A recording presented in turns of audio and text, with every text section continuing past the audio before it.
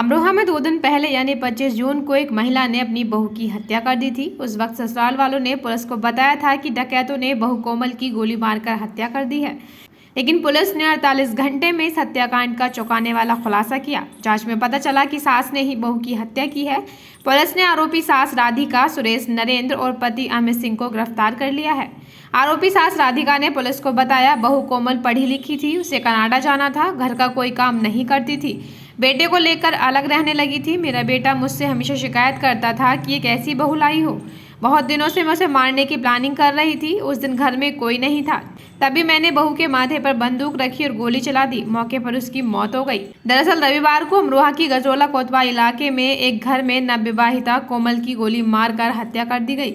उसका शव बिस्तर पर लहूलुहान मिला था। घटना की सूचना पर एसपी, फॉरेंसिक टीम, एसओजी और सर्विस लाइंस मौके पर पहुंची। जांच पड़ताल की गई। मौके पर सामान बिखरा था, अलमारी और लॉकर खुले थे। पुलिस ने मौके से साक्ष्य कलेक्ट किए। ससुराल वालों के बाद मायके वालों से बयान दर्ज किए। ससुराल वालों ने पुलिस को बताया कि डकैती हुई है। छत के रास्ते से घर में घुसे बदमाशों ने कोमल की हत्या की, फिर कीमती सामान लूटकर फरार हो गए।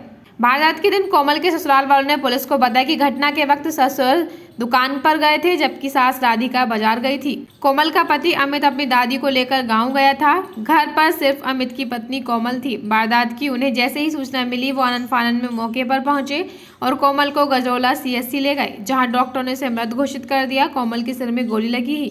यही नहीं, सास राधिका ने पुलिस के सामने रोने का नाटक कर अपनी तबीयत खराब कर ली। आलम ये रहा कि सास को भी अस्पताल में भर्ती कराना पड़ा। इसके बाद पुलिस ने ससुर से पूछताछ की। उन्होंने कहा कि वो हर दिन की तरह अपनी दुकान पर गए थे। पत्नी राधिका ने बताया कि बहू के माथे पर गोली लगी है, जल्दी चले आओ। इसके बाद में भागा दौड़ा घर आया। वहीं पति अमित ने पुलिस को बताया कि अपनी दादी को लेकर गांव गया था। मां ने ही फोन कर सूचना दी कि कोमल को किसी ने मार डाला है।